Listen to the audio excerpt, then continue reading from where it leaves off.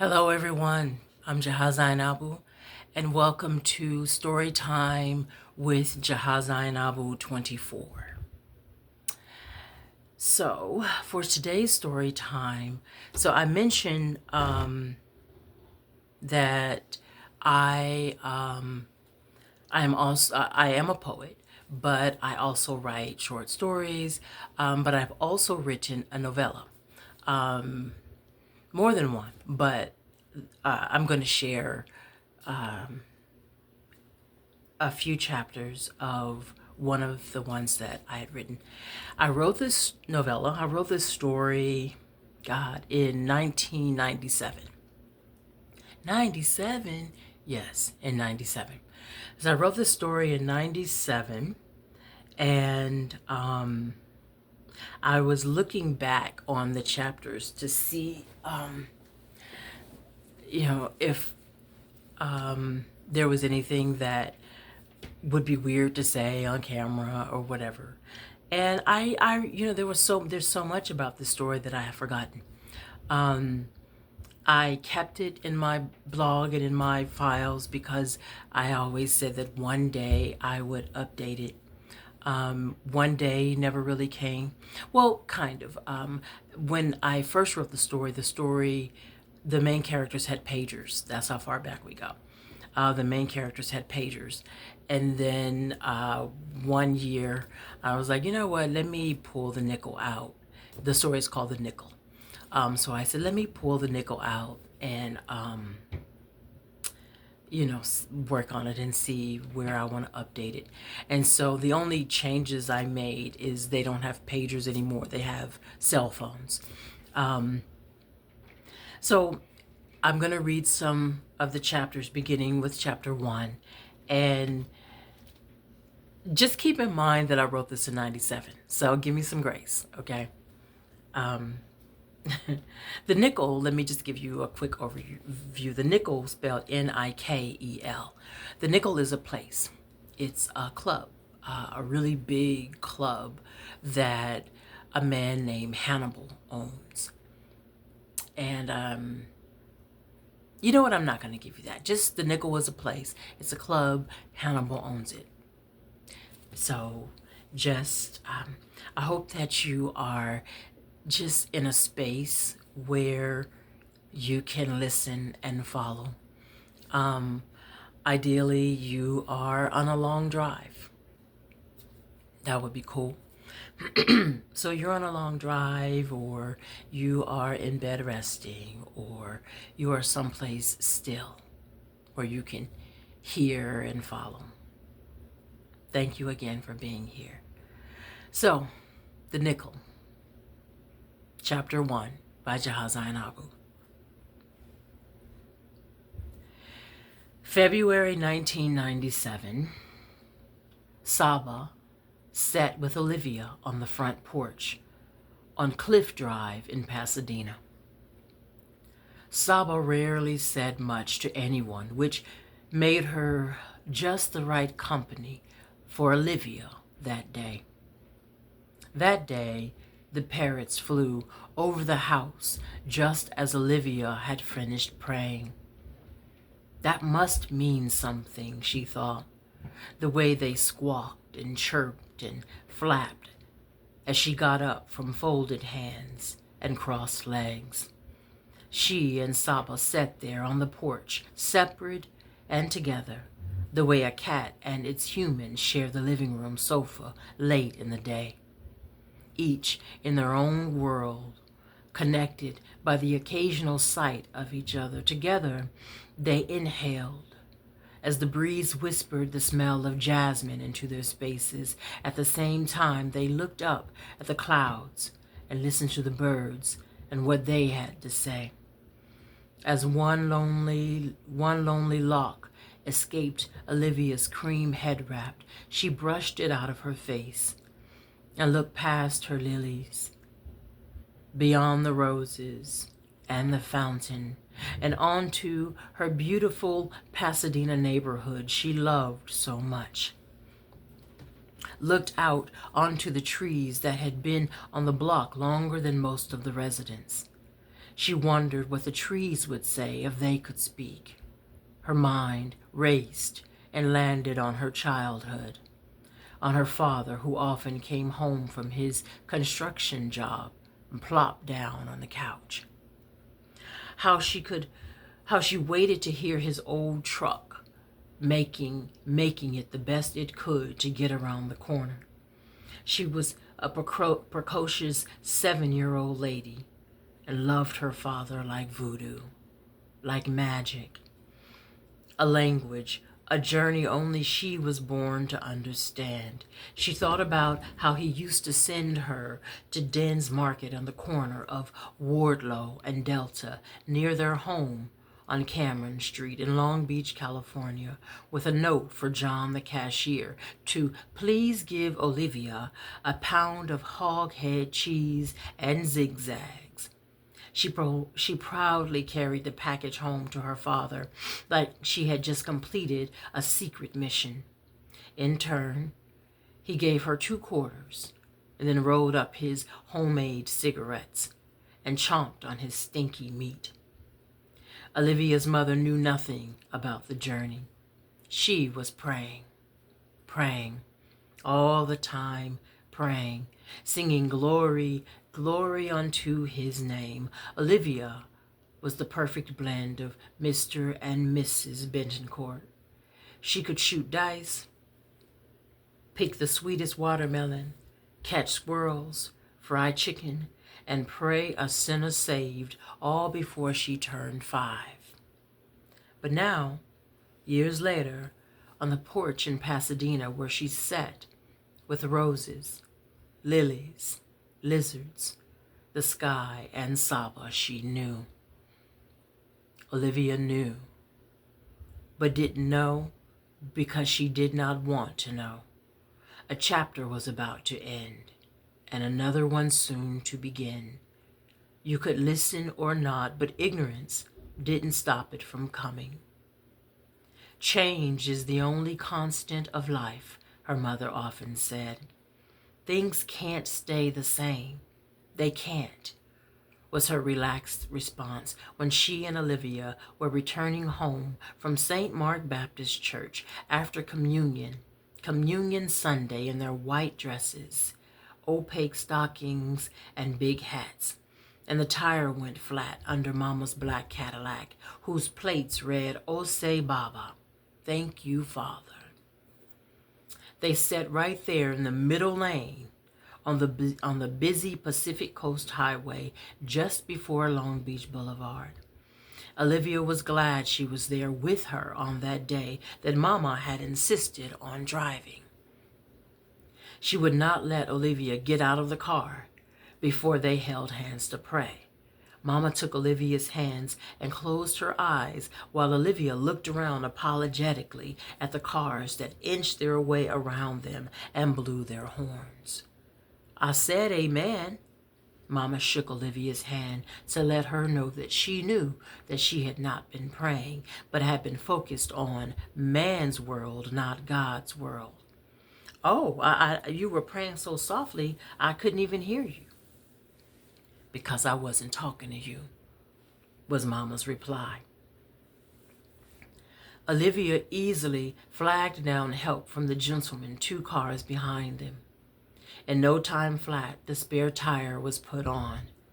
Mama's $3 gratuity politely declined, and they were on their way again as James Cleveland sang through the cassette player. Mama sat there, centered, the whole time.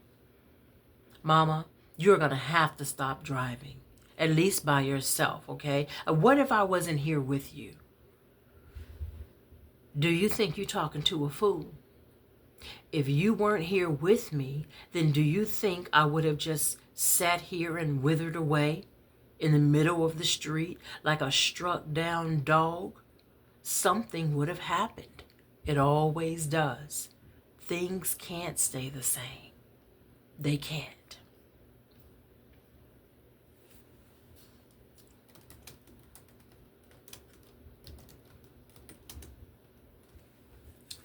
Okay.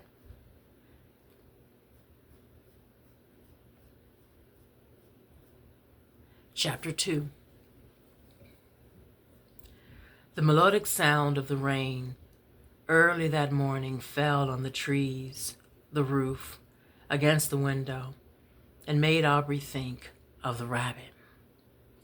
The crackling thunder brought the desire for his warm, strong arms around her body, and the smell of empty Merlot glasses at the side of the bed made it even more tempting. Unlike the strong arms, the pink rabbit was always there. Always. Whether she was moody or not, shaved her legs and armpits, and painted her nails or not, had done 50 sit-ups the night before or not. It called from the cherry wood nightstand with 3 deep drawers and a lock that held her journals, secrets, bills, prayers, sketches, receipts, taxes. Ugh, taxes. She rolled over and pulled open the top drawer and wondered where her favorite vibrator could be. And then remembered that she threw it away with a box of silk and cotton scarves Ahmad had given her on birthdays, Christmases, New Year's days, apology days, just because days. She was angry, and he would pay. She couldn't remember what the fight was about that day. Or was it a fight? No, it wasn't a fight. Not a fight at all. It was a message. Clear, straight from the trees. Stop fucking with him. Of course, messages from spirit had never come so crass before, and maybe this was not from above after all. Still, she would momentarily obey. Who needed him? So, red ones, blue ones, white ones. No, not the white ones. The white ones, too. They were her favorite of all of the scars he had given her because they reminded her of her mother. But they all had to go in the box, and even the rabbit. Yes, even the rabbit, because this was serious. And she needed to teach him a lesson. Aubrey needed to show him that she didn't want him. Needed to show herself. But that was then. And on that night, when she wasn't angry anymore, but missed him in her bed, wanted him there, wanted to talk, wanted to not talk, and make up. The rabbit, her favorite vibrator, was gone.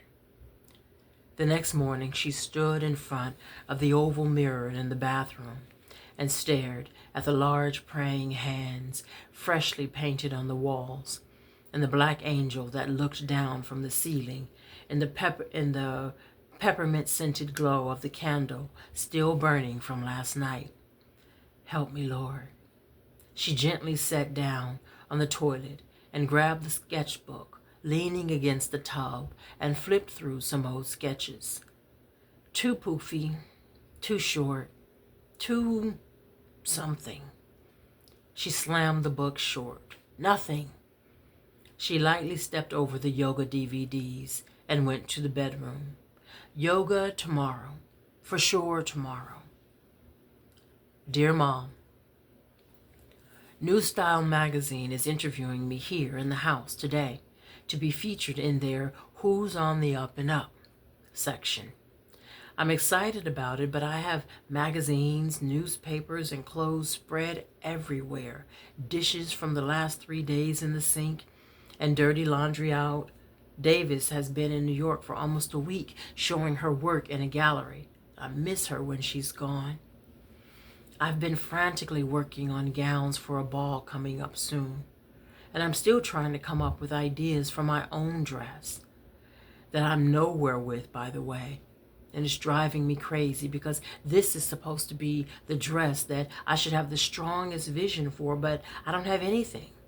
Nothing is right. On top of that, I have a lot to do and can't seem to get it together. I'm thankful, though, because I remember praying to be this busy. Life is so moment to moment. What else is it going to be, though, right? But I feel every moment now. I can hear a clock ticking in my head, tick, tock, every moment, every second. Some days are better than others. I miss you so much. I haven't found my proper footing since you've been gone. It's been 8 years, and I'm not in the same space I was in when everything first happened, but I'm not all better yet either. When is that supposed to happen? Is it supposed to happen? A part of me feels like I need to miss you. I feel guilty on the days that I don't spend an hour or so in Granddaddy's old chair by the front window thinking about you. I wish you could be here with me. I want you to see my dreams manifesting, to see Savad Designs living and growing. Davis and I celebrated your birthday last week by driving up the coast to Oakland. You never stopped talking about how much you loved Oakland. Why didn't we ever live there? We saw a photograph of you in Daily Bread. Beverly had it enlarged and framed and put up in the shop. It looks so beautiful there. It was the one of you in the long white cotton skirt and t-shirt and bare feet drinking peppermint tea in the backyard. I miss you, Mom. I miss you in the backyard. I still look back there, and a part of me expects to see you lying on the hammock with a glass of Merlot. I gotta get going. Love you. As Aubrey washed the dishes, she thought about how everything reminded her of her mother. The garbage disposal ran, and she remembered being 10 years old and washing dishes in the same kitchen, though it was beige back then. Beige and not lined with new cabinets. Beige and did not have polished wood floors or dishwasher and chrome-plated stove and a matching refrigerator. Back then, they had to empty the rice from the pot into the trash can with a metal cooking spoon. Clink, clink, clink, clink. Her mother made even emptying the pot a life lesson. Baby, make sure every motion counts. Don't just scrape the pot hoping that you get a grain of rice. Be intentional about it. Focus and get what you go after. Otherwise, you're just making a lot of noise. Just what she felt like she was doing in her life. Making a lot of noise. Each dress she sketched for her wedding, clink. And when she and Aubrey fought, clink. Catching up on designs for clients, clink, clink. Aubrey sat there for a moment in the chair in her room that faced the window, onto the trees, onto the traffic, past the alley, onto the park that she could barely see. She took a deep breath and forced herself to the washroom and took the clothes from the washing machine and put them into the dryer. She passed by Davis's room and noticed how neatly everything was arranged. She was always neat like that. Aubrey and her mother used to tease and say that when Davis was there in the house always looked and smelled like the maid had just left. Her canvases and other art supplies faced the window where she paints from, and her clothes were all perfectly aligned in the closet. Aubrey thought about how far away she was from that kind of order.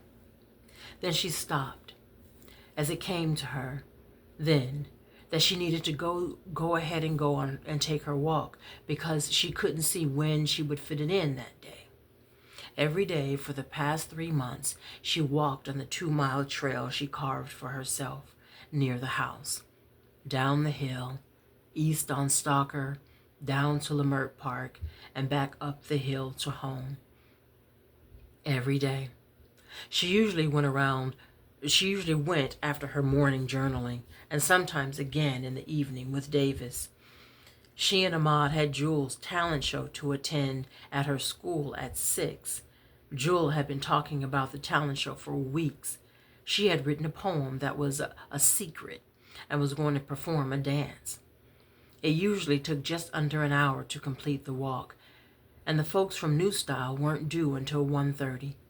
She already had her walking gear on and dropped the clothes right there on the floor, grabbed the keys, and headed out the door.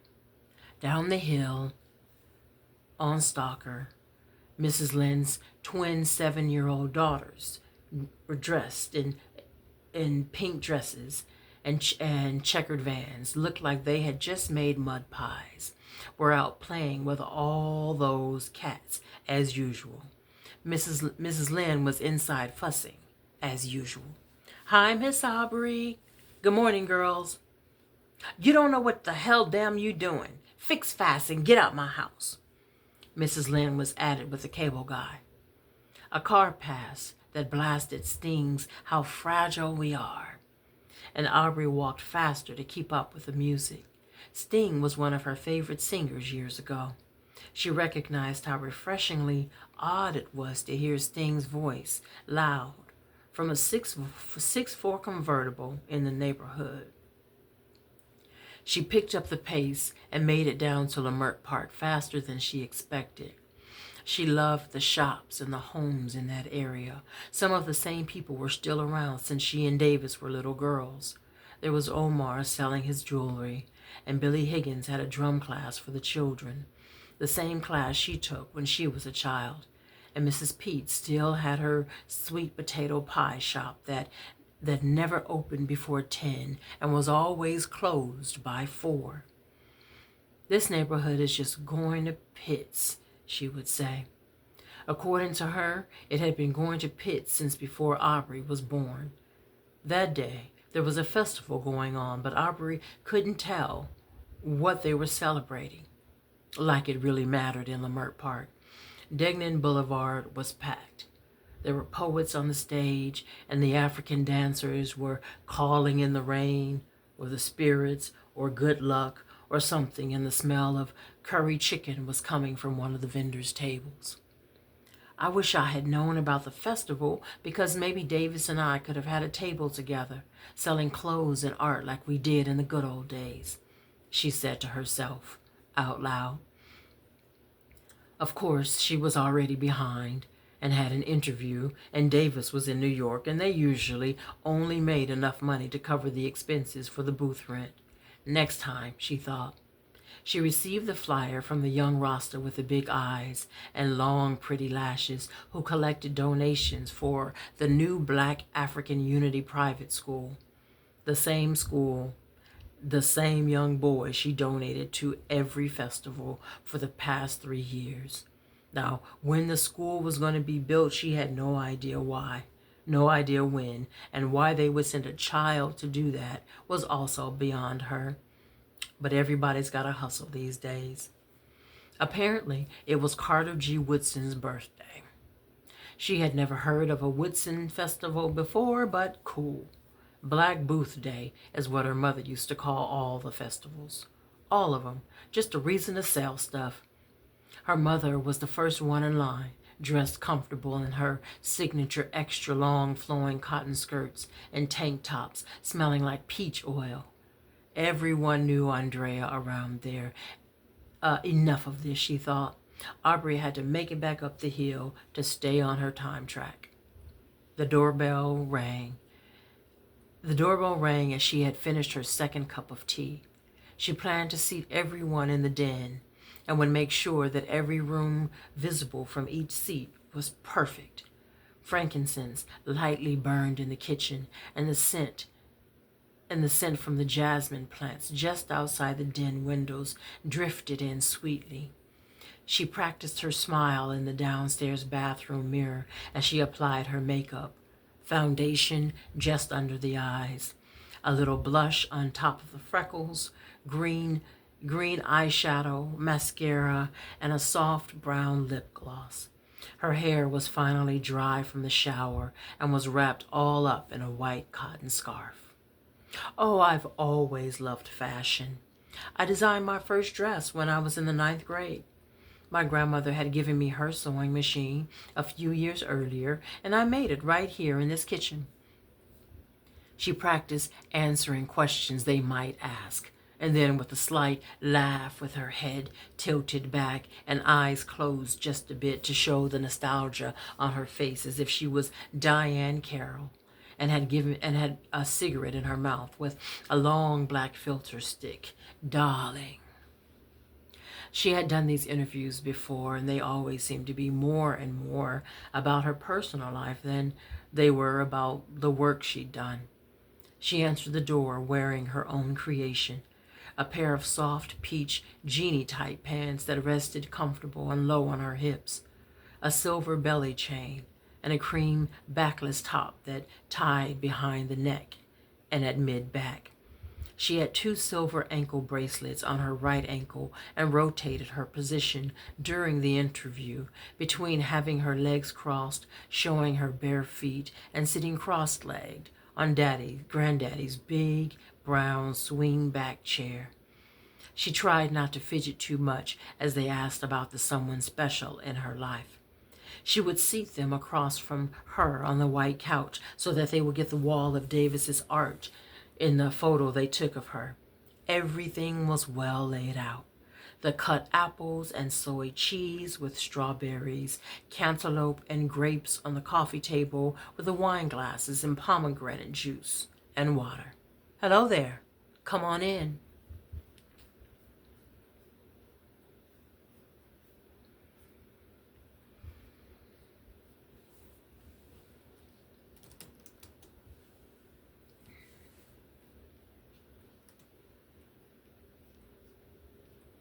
Chapter 3. Mostly, at first, it was the red shoes. Life loved red high-heel shoes on women, and the way she moved in them was slow and on purpose. They fit nicely on her feet and exposed her perfectly French manicured toes. His eyes followed the straps that wrapped around her ankles 3 times, slowly, and crawled up her legs, then tied into 2 sexy bows. He remembered clearly that she had on a sheer cream dress that came down just under her thighs and gathered at the waist.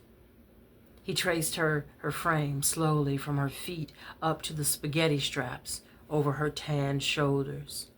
"Excuse me, would you like to dance?" He felt nervous, like he was at the Lincoln Middle School social in the girls' gym again. She took his hand and led him to the edge of the dance floor and moved gracefully, like a professional dancer, as if he wasn't even there. Her body parts isolated as her hips moved slowly one way while her shoulders moved the other. Her arms and each finger dictated the story the whole time. Life was like a thief in a bank on a recon mission, the way he quickly sized her up and noted every physical detail possible.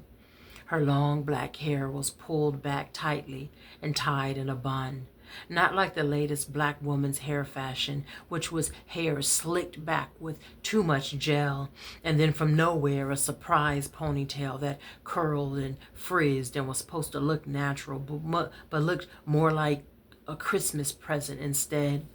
She was natural and stood under his 6-foot frame at 5'9" and those 3-inch heels. Hazelnut coffee brown skin with heavy cream, and just as sweet as he suspected. "I'm Sandra. What's your name?" she asked as they cha-cha'd to Bill Withers, just the 2 of us. "I'm Life." But he wasn't Life that night. He was Alfred Livingston, a boy who was still awkward and nervous, who had grown into a man and was dancing with a gorgeous woman he would never feel good enough to receive love from. He didn't imagine that night that this was the woman he would later wake up with and watch her pack her gym bag to go swimming before work. He didn't know that she would cook for him food so good it would make him miss his aunts back home. 3 songs later, Superman Lover, Stroking, and Ribbon in the Sky, they finished dancing, and he bought her a whiskey sour and a rum and coke for himself. "I'm Love, your piece." He handed her the drink, and she received it as delicately as if he was giving her a flower he had just picked.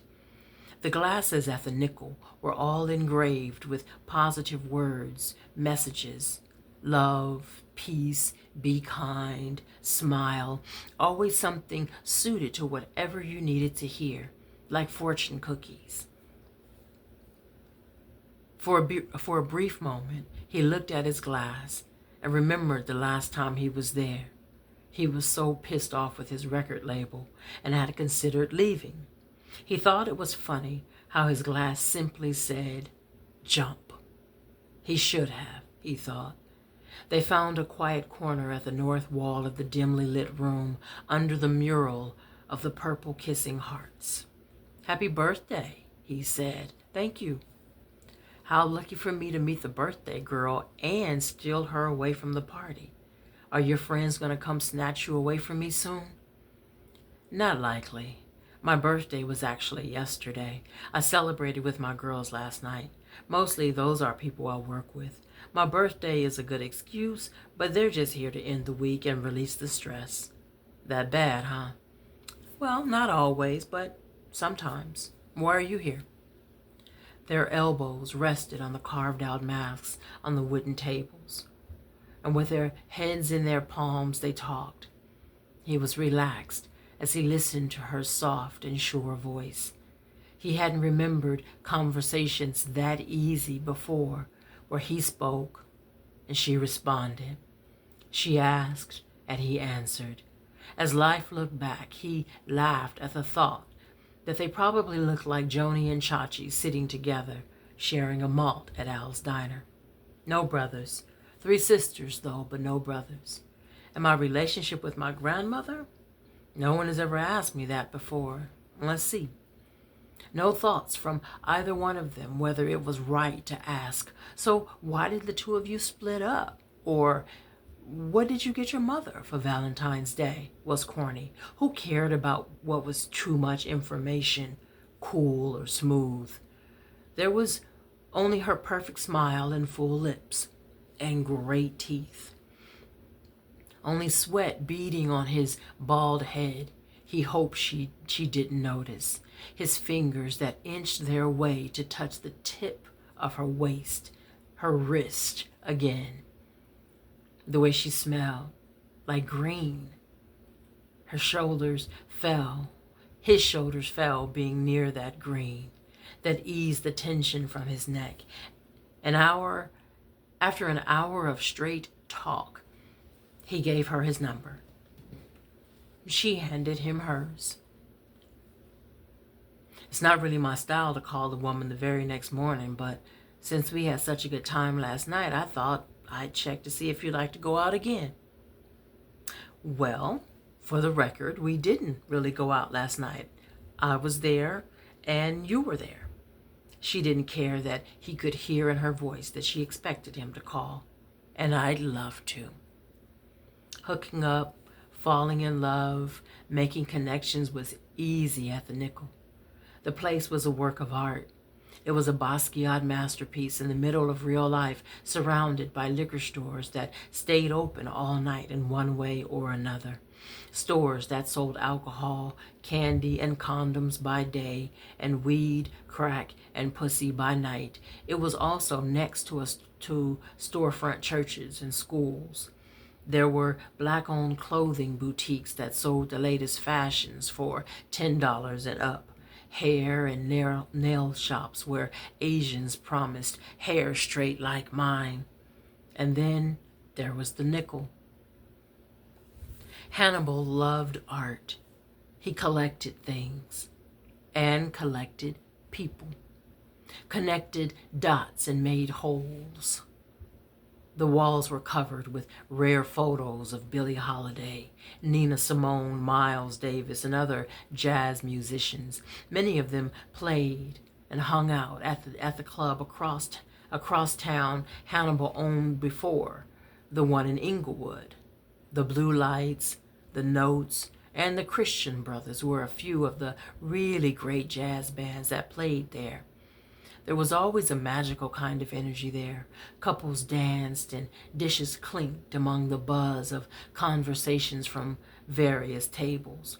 There was talk about everything: politics, teacher strikes, layoffs, music, celebrity gossip, Sunday sermons, prayer meetings, sick, shut-ins, sinners, saved, sex, money. There were people from all of the local religious denominations too. They met there so often, the NIKEL could have been called First St. Nicholas Second Baptist Church of God and Holy Apostolic AME. The NIKEL was where you went if you wanted a classy, fun time. A good night that didn't include driving all the way to Hollywood and fighting the North La Brea or freeway traffic, when you didn't have to pay too much to park, didn't have to eat bad food or get bad service, not at the NIKEL. The third floor was where you could dance all night to live jazz. That's where life met Sandra. But on the second floor, the energy moved a bit faster to the hip-hop and go-go funk. You could see all of the hip-hop kings and queens there, old school, new school, and some that you haven't heard of, but most likely would. They would have DJ, rap, beatboxing, and dance battles every week, and the really good ones would walk out of there with $300 or more apiece, just from the competitions. That wasn't counting the money they made selling tapes and CDs. Hannibal owned the NIKEL, but Willow Raines ran it. Sassy enough and didn't take no stuff. Like all the women in her family, she knew how to talk to folks and stand her ground. Willow met Hannibal her first year in school at Santa Monica Community College. She interviewed him as part of a school project. I just want to know how you got started and who helped you. Did you think it would be the blessing to the community that it is when you started? Can you give any advice to a young woman trying to become self-employed? She was filled with questions. And he said that said that she could tell that Hannibal liked her right away. And he told her that he would give her a job booking the comedians after she finished school.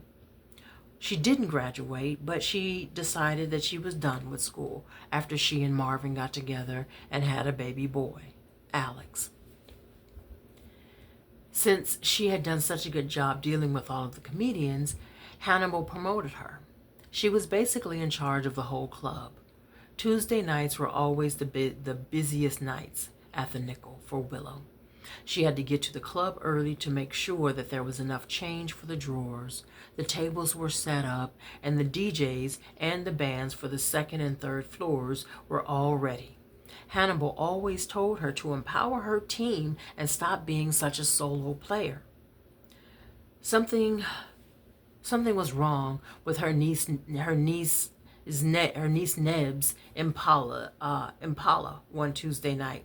So Willow had to pick her up on top of stopping to get the oil changed in her own barely running Maxima. She was glad to have Neb in town from Chicago working with her while she was in college. But that night, on top of everything, she also had to make dinner for Alex because another TV dinner just wouldn't do. And she was done with him having McDonald's. Plus, she had to deal with the cramps that were just too much that month. Yes, the Advil worked, but made her too sleepy. Earlier in the day, she had driven an hour and a half out to Palmdale to have a meeting with Alex's teacher. School break started that day, which meant that Alex would be home with her for the next month. She was really excited about that. No matter how much work she had to do, she would make it work. She would make it work out. She had to find a babysitter for him since Marvin's sister, Mella, had a last-minute whatever come up. Willow had an aunt out in Lakewood she asked to babysit, and Alex always had a good time over there. She just hated calling on her at the last minute. But after having juggled all the balls and put them properly away, she walked into the club like she had done nothing all day but rest and get her toes painted. "Hey, Queen, you looking good as usual," a young man remarked as Willow walked by. "Thanks, sweetie." People greeted her like she was royalty. You would never know how much she did to keep that place going. She was much more than Hannibal's assistant. It was a lot of work, but she loved it. She didn't get really close with any of the entertainers or customers. She was always fair and fine. Fine never hurts a woman. All of the women in her family were, and none of them were ashamed to say it, 5'10", thick in all the right places, short afro, skin black as licorice, slanted South African eyes, and the whitest teeth anyone could have. All that and still tough as a whip. One night, one of the local homeboys was in the say and had the nerve to smack her on the butt as she walked by. She walked over to him with a beer bottle, cracked it on the table, cut his inner thigh through his jeans, and walked away without saying a word. The show kept going like nothing happened. DJ Stress was on stage spinning records and playing mostly hip-hop tunes.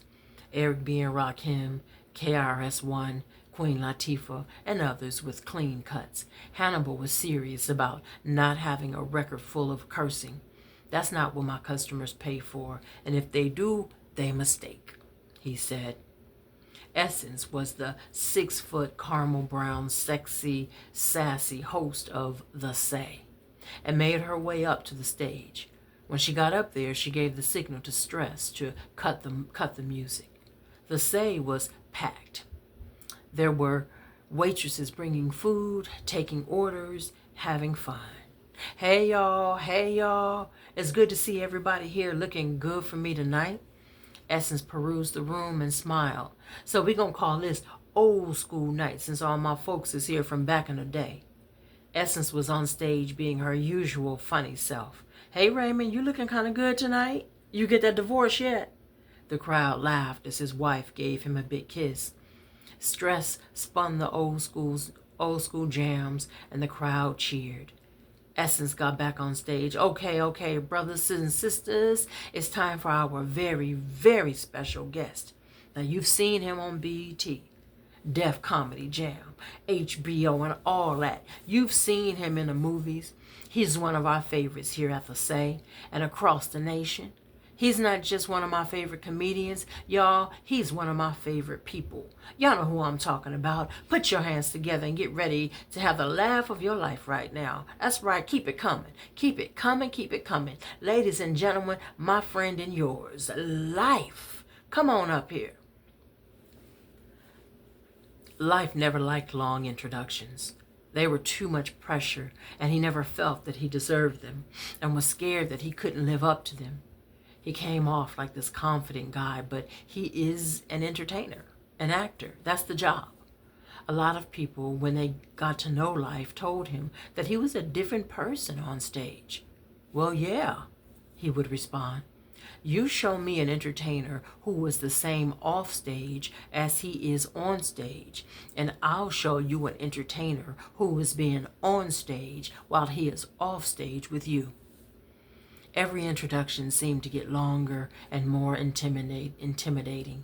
He started to think that the host enjoyed hearing themselves talk more than they were actually introducing him. Life thought about the spot out in Miami where he performed, and the host spent so much time supposedly talking Life up when it came time to call his name, he forgot who he was bringing up. Y'all know who I'm talking about. Just give it on up."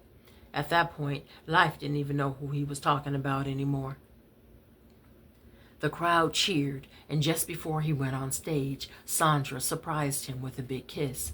From their conversation earlier, he thought she would miss the show altogether. "Where you at?" "Still working. I'll be here for another hour, and I promised River I'd meet up with her for a minute. I'll head over to the club when I leave her. I'll be there before you go up, though." "All right." "Hey, yeah? I love you," Sandra said, and he could hear her smile through the phone. "How you know?" "Just made it up right now." "You funny. Love you too." Life ran on stage, grabbed the mic, and freestyled to the old school rap beat. The crowd cheered, and there were waving hands and bobbing heads all over the room. Man, it feels good to be back home. Of course, y'all know I had to come and say what's up to my people at the NIKEL. He didn't mention that the movie Baby Be Cool that he was in Dallas making was awful, and he was ashamed of the role he played in an already bad movie. Why did he even agree to it? He kept asking himself. He felt that he had sold out some more to be accepted in this Hollywood game. What a trap. He was too old for all the drama. He was about to turn 30 and finally sick and tired of it, even sick of rapping. He never thought he'd say that, at least the rapping that his label was interested in producing. He was grown and had something to say. He just wasn't about what the new school radio or hip-hop seemed to be about.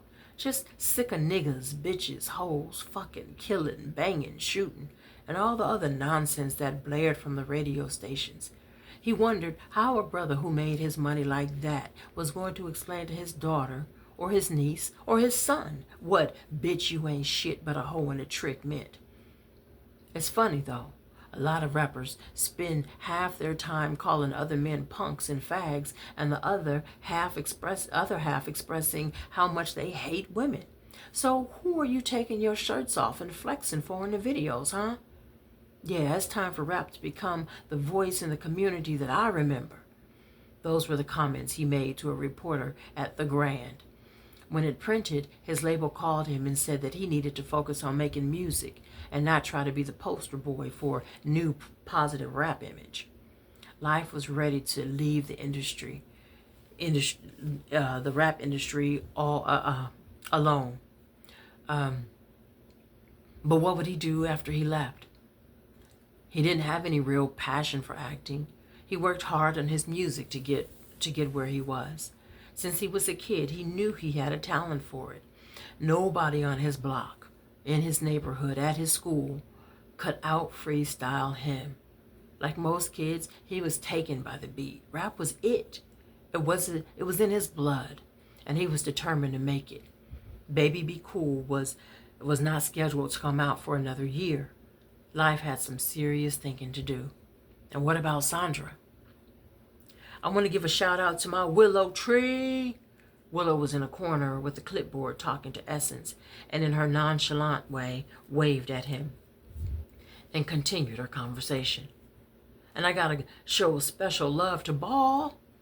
Hannibal, as usual, sat at the table in the center of the club with very exotic women. They were like art he collected. One was tall with long brown hair and looked a lot like Naomi Campbell. Another was Mexican with short spiky hair with no makeup except her bright red lipstick to match her red dress and shoes and the red rose that rested behind her ear, so cool like she was gonna smoke it. Hannibal had an expensive cigar in his mouth that he never lit and a glass of gin Levette he never drank. It took life years to notice that. Always the cigar and the drink, but he never saw him smoke or drink. He smiled, nodded, pointed his one-of-a-kind handcrafted wooden cane at him. Y'all remember that old school spot Hannibal had downtown before the NIKEL moved over here? The crowd clapped. That was the spot. That's where I got my start in the entertainment business. And not just me, many brothers and sisters who are comedians, actors, working on television and in the movies right now. Life saluted Hannibal. And as the life saluted Hannibal, and the crowd started clapping and then got quiet as Hannibal spoke. Hannibal slowly held up his drink and spoke in a very thick West Indian accent. A time to plant, a time to rise. See? A few seconds of silence passed, and the crowd laughed and made gestures like Hannibal was crazy. Crazy and genius. Crazy like Prince was crazy. Crazy like Bob Marley, Malcolm X, Nat Turner. Yeah, he was crazy, all right. Outside of the Say was a cafe. That was Life's favorite spot, and the chicken sandwich with spicy curly fries was his usual order. That room was simply called the room, but it was not a simple room. None of the rooms in the NIKEL were. The bar was a piece of art in and of itself. It was handcrafted wood, and there were African masks on the top and the front of the bar. And there were also masks on each stool. Being in an environment like that made everyone feel wealthy. Most of the customers weren't financially rich, but for the time that they were in the club, they sure felt like it. That was Hannibal's mission. The place was packed, and folks sat comfortably crowded around the bar.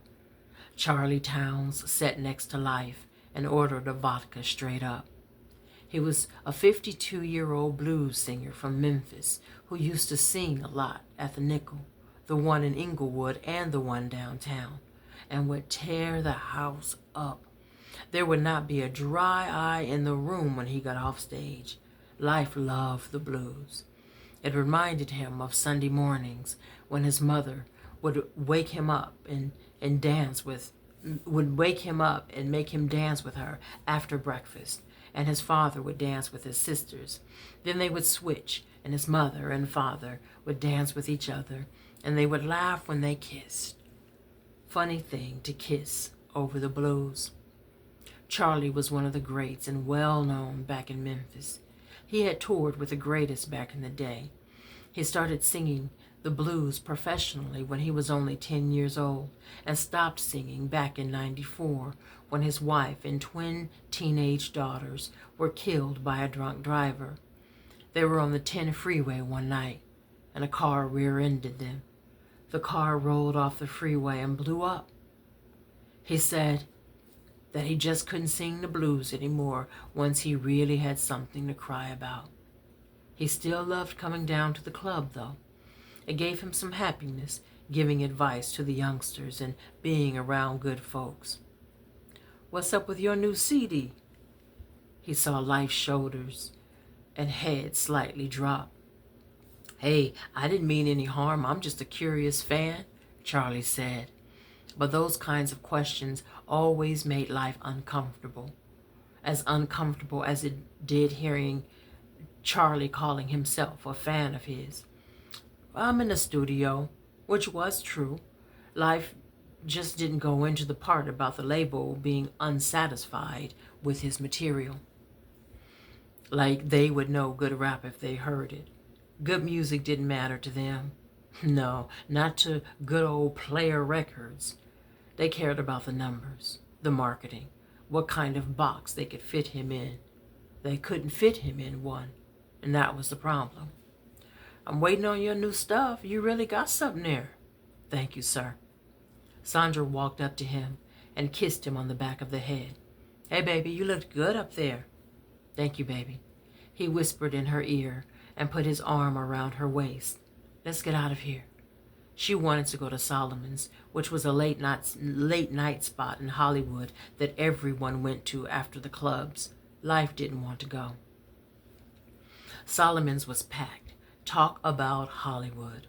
On any given night, you could run into any given movie or television or porn star or basketball player, plastic surgeon, or whatever type star you were looking for or not looking for.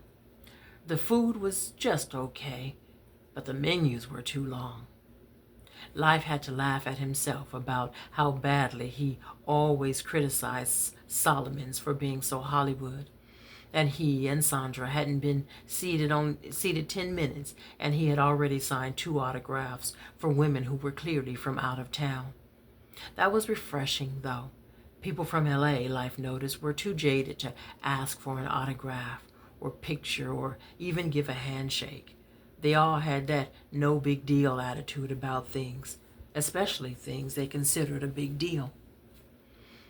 Life was in Tower Records one evening and noticed Michael Jackson's Off the Wall album. He hadn't bought a record in years. As he was thinking about buying it for old time's sake, who should walk in but Michael Jackson himself? As much as he didn't want to do it, how do you not have Michael Jackson sign your Off the Wall record? He kept telling himself that it would really be worth some money. That's what gave him the juice to go over to the megastar. "Excuse me, Mr. Jackson." When the waitress approached the table, Sandra ordered first. Chicken quesadilla with a glass of white wine for me, please. A pastrami sandwich for me with a Heineken. And the model-thin waitress was off.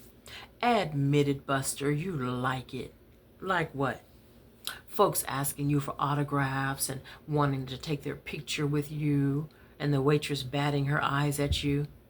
She batted her eyes at me? He really hadn't noticed that. Contrary to what Sandra thought, he was very slow at picking up on those things. Maybe you're just seeing things. Are you jealous? Oh, I'm not seeing things, love. And no, I'm not jealous. I like it. People should be checking you out. Why do you think we're here?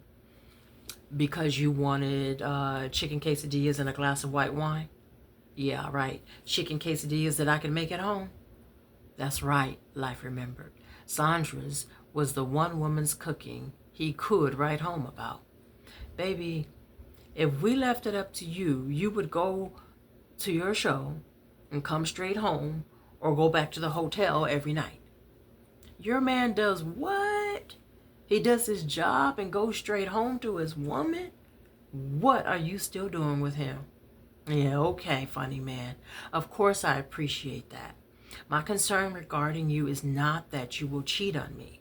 I mean, there's nothing I can do to stop you anyway. My concern is that you used to hang out before we got together. I mean, besides, it's good for business, for people to see you hanging out. For the millionth time, people like you for more than just your jokes and acting and rapping. Are you saying that you don't think I'm funny, huh? Stop making jokes when I'm being serious with you. Of course you're funny. But being a rapper or a comedian is not like being a French poet or a classical pianist where the fans adore how exclusive and untouchable you are. No. Black folks, we like to touch our stars, okay? We like to take pictures with them, eat next to them at Solomon's every now and then. You love me, baby, don't you? Not really. I just didn't feel like cooking tonight.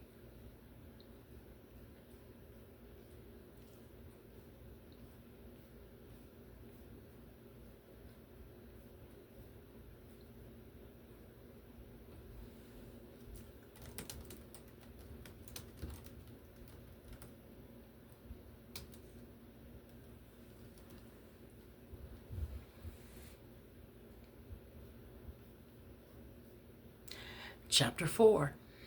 This will be the final chapter for tonight. Ahmad parked in front of Aubrey and Davis's place and did a light jog up under the arc onto the brick porch.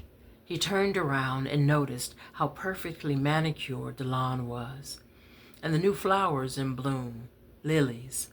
Aubrey loved lilies. Davis was up painting downstairs in her studio, just off the dining room. They waved at each other through the window, and she let him in. "Hey you, what's up?" "Same old same." He checked out the painting she was working on. Masks, African masks. "I like that. You got skills?" "I know it. So go tell everybody you know with some money to spend." "I know that's right. They sleep?" "I think so." Ahmad took his shoes off in the barefoot enclave, but before he went upstairs, he stopped at Aubrey's design table and looked at the many wedding dress designs Aubrey sketched and noticed they were all scratched out. There were even some in the trash can next to the table. He tapped on the bedroom door where Aubrey and Jewel were sleeping, then went in. Jewel liked to lay in the bed with them. She would lie in the bed with Aubrey until Ahmad got home and walk her into her room. He turned off the radio that was set to 102.3 FM and kissed Aubrey and Jewel. He saw that Aubrey was sleeping hard and tried not to wake her as he got Jewel up. "Come on, baby, go in your room." He walked her in her room right next to Aubrey's. "You have a good day today?" "Yeah, I painted a picture with Davis," she said in her raspy, sleepy voice. "Show it to me later, okay? Go back to sleep, sweetheart." He tucked her in her bed and she went back to sleep. He went in the restroom in Aubrey's room, got into the shower, and started rapping. Aubrey heard him in the shower and smiled as she got up and gathered Jules' toys and books that were spread all over the bed. She put them on Jules' bookcase in her room that Davis painted for her a year before her birthday. There was a painting of Jewel as a princess in a field of flowers with butterflies and ladybugs all around her underneath a blue sky with soft white clouds. She returned from Jules' room and sat on the bed and waited for him as she skimmed the latest issue of Elle. There was an article on Spike Lee, and she wondered what Elle magazine would be saying about Spike. And the relationship "is he your soulmate" questionnaire was always a selling point. She sought confirmation wherever she could find it.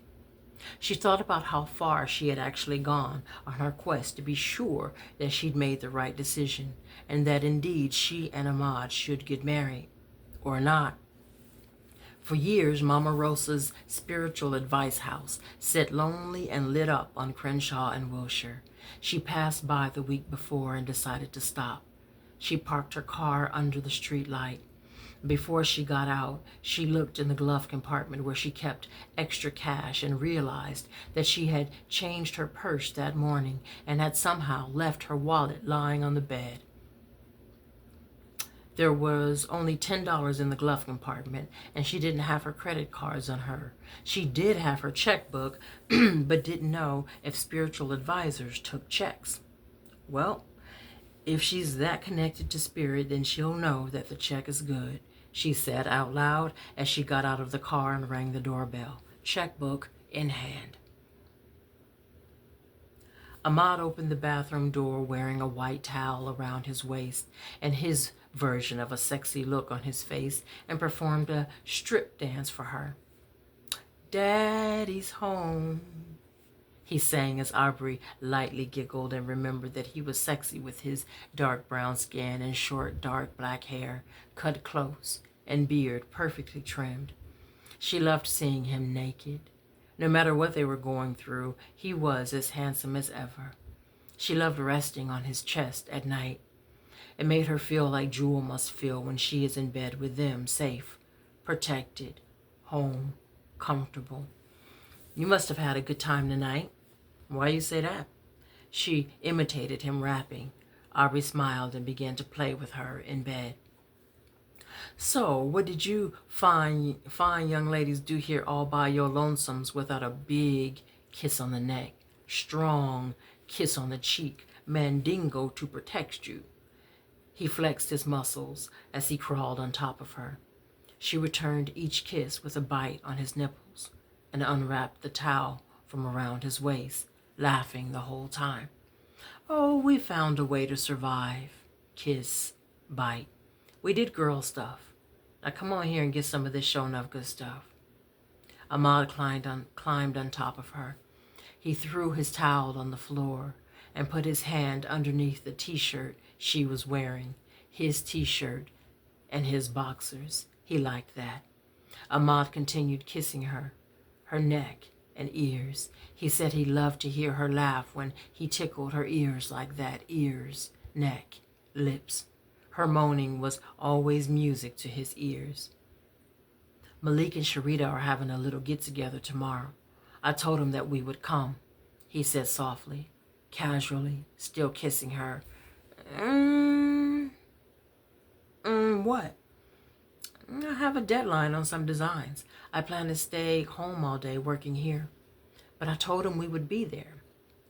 "Well, then you and Jewel go, but I have other plans." "Whatever." He started rubbing on her. She told him to stop. "What?" "Stop." Ahmad got off of her and laid on his back. She sat up and turned around to Ahmad. "So you have an attitude?" "You said stop, so I stopped." Ahmad turned his back to her, and she sat on the bed, getting madder and madder by the second.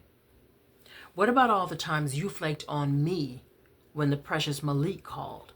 I can't believe you have an attitude." What's that supposed to mean? And why are you making such a big deal about it? If you don't want to go, then don't. Here we go again, doing the Malik and Sharita thing. Wait, what Malik and Sharita thing? Are you serious? You bring up their party in the middle of us making out, and you ask what Malik and Sharita thing? Babe, it's a little get together. I just thought about it. You act like, I don't know, like it's some big deal. I mean, that I asked you about going over there. It is a big deal. It's a big deal that because I don't want to go, you start whining. We just can't have one day, can we, Aubrey? When there isn't something for you to complain about me, can we? Can we have 1 week when we aren't all up under them? Lately, it's like every time I turn around, it's Malik and Sharita. Malik and Sharita, Malik and Sharita, Malik and Sharita. Like you're using them for measuring sticks for our lives. What are you? They have a new truck, so we should get one. They're going to Jamaica, so we should go. She paused and spoke softly when she said, they're married, so we should be. He gently turned his chin to face her directly. She gently turned his chin to face her directly. I love who we are and what we have. I don't mind us all getting together, but every time we do, it seems like we have to change who we are to fit into their lives. Aubrey, I don't change myself for anybody. Like I said, if you don't ever, when I go over there, don't. It's not that serious. Then why are you acting like I just said I don't want to visit your mother on Mother's Day? You're going to just keep pushing it, aren't you? He got out of bed and put on a pair of sweats from the drawer and sat in the chair with his head in his hands. It seems like your biggest fear is losing your friendship with Malik, and you make me second to him when he doesn't love you the way I do. Malik won't ever do for you what I do. And you constantly putting me second out of loyalty to your boy lately is getting to be too much for me. Ahmad was almost at his wit's end and tried not to let the veins completely pop out of his skin. He didn't understand why Aubrey couldn't see how hard he tried to make her happy, how hard he worked, how much he loved her and wanted their relationship to work out. Is that it? He finally asked. Nope. It's actually pissing me off because I'm starting not to respect you.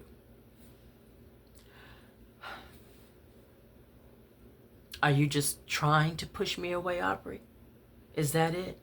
Are you that afraid?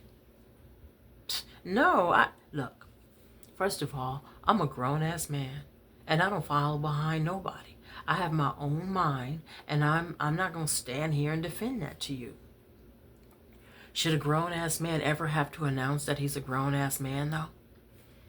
Aubrey left the room. Ahmad left the room. He knew that if he didn't right then, he would have given Aubrey just what she was asking for, him out of her life forever.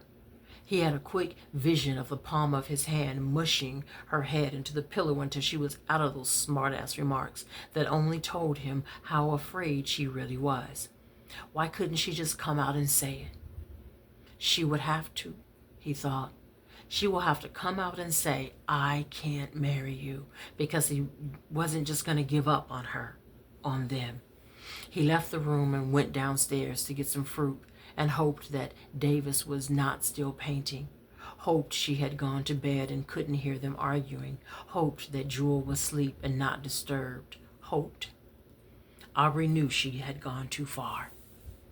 Maybe he was right. Maybe it would be easier to push him away than to say, I'm afraid of getting married right now. Maybe ever. She wanted everything to be like it was. She wanted her mother. She wanted Ahmad with her. She wanted his arms around her. She wanted him to kiss and breathe on her neck. She wanted her nipples to rest between his knuckles while he held her. She wanted to tell him everything. She wanted to hear his everything and believe it all. She wanted those days back when she knew her heart was safe in his hands, and she would protect it, and he would protect it and keep it safe. She wanted those long rides back, her hands in his hair and his fingers all over her. His fingers, those fingers. She wanted those magic fingers back. Aubrey sat on her bed and wondered what happened, where all the good times went, and why it was so hard to get them back. Ahmad walked back in the room and sat on the bed, then kissed her forehead. It's gonna get better, baby. It is. I don't know what's going on, but it's not here to stay, okay? They were both afraid of what was going to come out of her mouth next. Venom would just pour out before she could seem to stop it in their fights lately.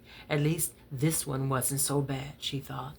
This time, her eyes didn't bulge. She didn't shake and cry uncontrollably and beat him on the chest. This time, she didn't tell him to take his fucking hands off of her because she hated him. Not this time. Thank you, God, not this time. Baby, I just know that something is up with Malik, and I don't trust him. I get scared sometimes, that's all. It's a bad feeling, Ahmad, and I don't want to be around them, and I don't want you to be either. Pause. There, I said it. Ahmad sat back in the chair and watched her. She didn't know what he thought. She could only sit there and wait for whatever it was to play out. Then his jaw got tight. Tight jaw, never a good sign. You know that Malik and I have been friends since we were kids. So what? I should just give up my friendship because my woman, who says she loves me but is too scared to make a real commitment, wants me to? I'm not asking you to give up your friendship. Just keep it in perspective. At some point, you two end and we begin. You need to know where that line is and don't lose yourself walking it so tight. And she said to herself, yes, grown-ass fucking man, I am asking you to give up on your friendship with him. Malik is a self-righteous jerk that only thinks about himself and his bullshit-ass revolution starring himself as brother back to Africa. We're obviously dealing with some issues that have been building up for some time here, because this can't possibly be about tomorrow. He paused long enough for her to roll her eyes away from him. He spoke again and turned her head back around to face his. When you want to deal with me and you, then let's deal with me and you. He put his sweatshirt and sandals on and tried to be as calm as he could. I have to run down to the shop for a minute to take care of something, but I'll be back soon. About tomorrow, Malik and I have some business to handle, so I'm just going to leave Jewel here with you. Ahmad, I just told you that I have to work here tomorrow. I'm way behind on some designs, and I have meetings all next week. I'm only going to be over there for a couple of hours. I'll pick her up as soon as I get back. He grabbed his keys from the nightstand, and she got up, stood, and faced him with her back to the bedroom door. He tried to exit. I was watching a psychologist on Oprah once, and he said that when a man says no, it's no. But when a woman says no, it's the beginning of a negotiation. What do you think about that? No shaking, no hitting, no uncontrollable crying. Not this time. I think you could have found something else to do with your time than laying up watching Oprah. And then he left. She heard the front door lock and sat up quietly for a moment on the bed, then reached over and turned on the radio. Malik was on. Thank you for tuning in. I'm Brother Malik, and tonight our topic for our discussion is brother to brother. Am I my brother's keeper? Oh, please, she said. Click. Over and over, Aubrey reminded herself that they were just going through something, and this was just a phase, and they would be connected again. That was what she wanted and hoped that he wanted it as well. She also knew that something was going on between Ahmad and Malik, and that something just didn't feel right. She never liked Malik. She laid in bed and started reading, but Aubrey couldn't keep her mind focused on one line to the next of the novel, so she picked up the sketchbook under the bed and started drawing designs. She was just busying herself until Ahmad got back. She laid there and remembered when Ahmad proposed to her, right there in the coffee shop where they met, casually. She liked casual, and he was romantic. Yes fell out of her mouth before she could catch it. She laid there and wondered if she would take it back if she could. Why couldn't he just come back? Why did it have to be like this? She thought over and over. This wasn't she wasn't up for another evening of fighting until they both fell asleep. Come back right now, Ahmad. Right now. Ahmad pulled into the Beverly Postal Center on La Cienega and Wilshire. He got out of his truck and went inside to mailbox number 2177. He got back into the car and flipped through the mail, then pulled one envelope from the rest and opened it. Yeah, that's what I'm talking about. He drove off talking on his cell phone. Hey, what's up, man? Yup, right on time. I'll be down here in the morning. So what do you want to... He knew that Aubrey had a point about the time he was spending with Malik. He needed her to just understand, though. Understand without him having to explain what he knew she wanted to know. He wanted her to understand that he did love and appreciate her. Understand without him having to talk. Didn't he deserve that? He asked himself over and over and answered his question with what a great guy he was. He was working on something with Malik that was for all of them. Since they had been together, he had never had much money to give Aubrey and Jewel. He wanted to be able to give Aubrey and Jewel the fancy things and spoil Jewel even more than she was already.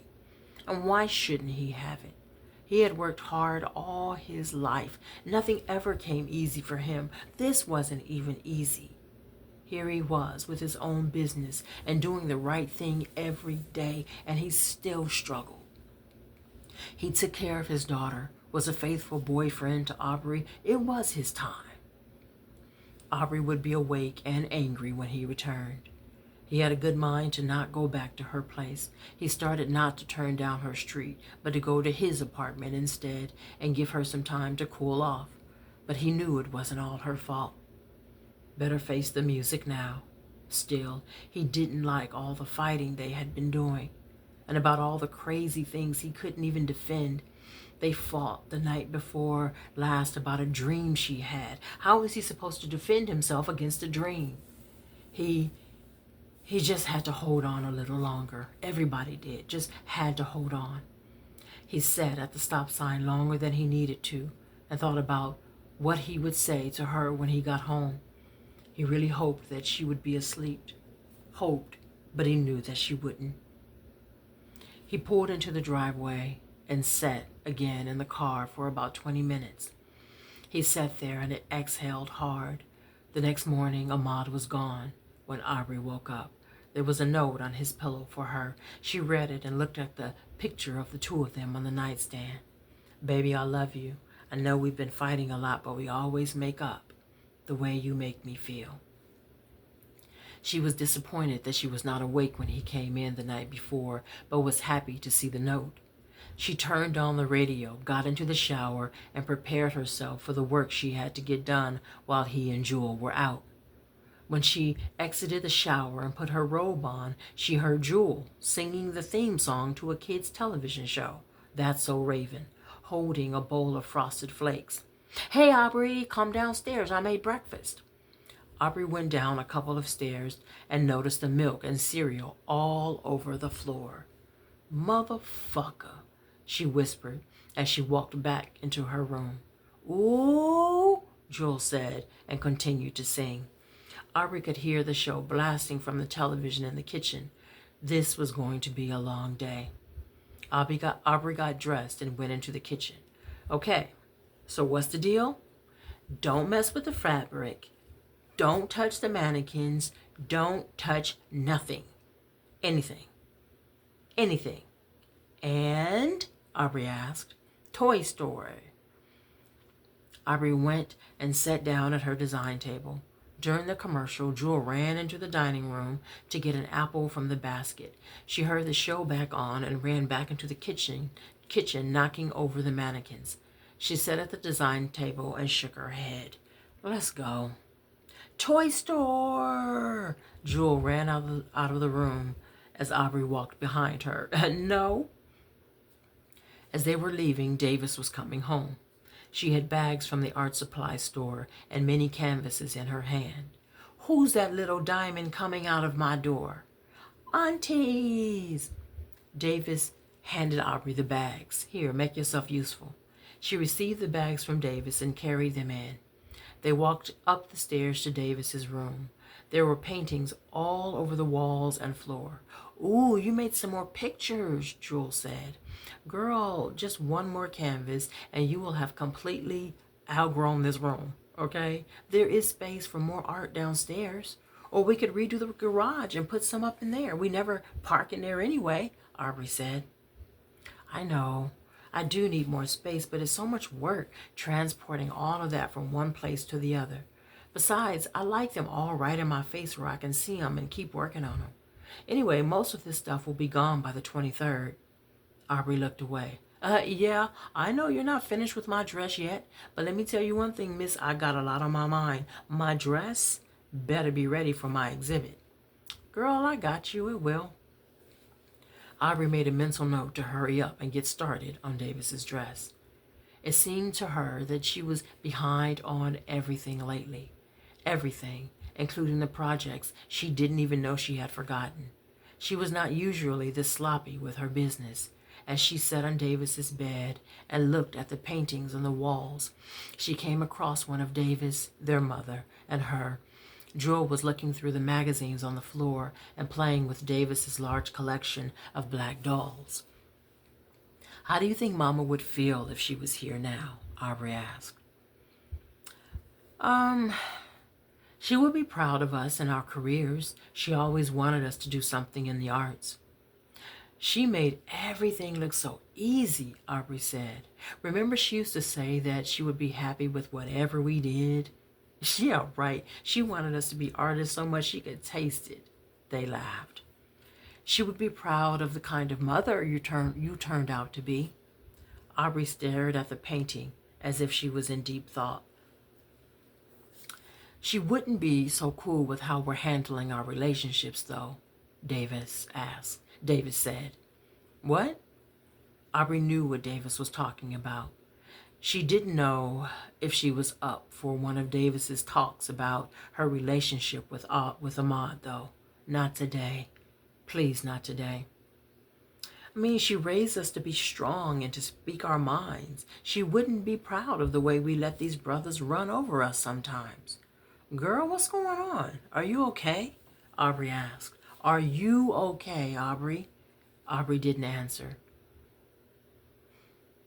Be sure you don't break any of those dolls, honey.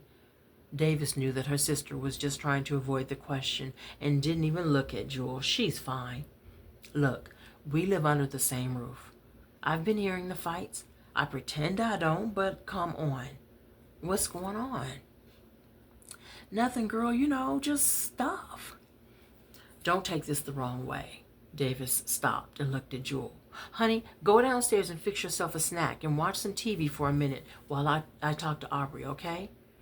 Can I have some of your chocolate pudding? My chocolate pudding? Well, okay. Jewel went downstairs and Davis turned back to Aubrey. Lately, I'm just not happy with Ahmad. Aubrey blurted out before Davis could finish her sentence. What else is new? Y'all have been doing this back and forth thing for years. Look, make a decision, Aubrey, and stick to it already. Aubrey gave her a funny look. You know I'm for y'all working out, but damn. I've just been so confused these days, and I love Ahmad, or I don't know if I love him or if I'm just used to him. And then there's Jewel, who's been with me since she was 10 months old. I mean, if Ahmad and I ever split up, it would be hard for her. Girl, kids have a much easier time adjusting than grown folks. She'll be fine.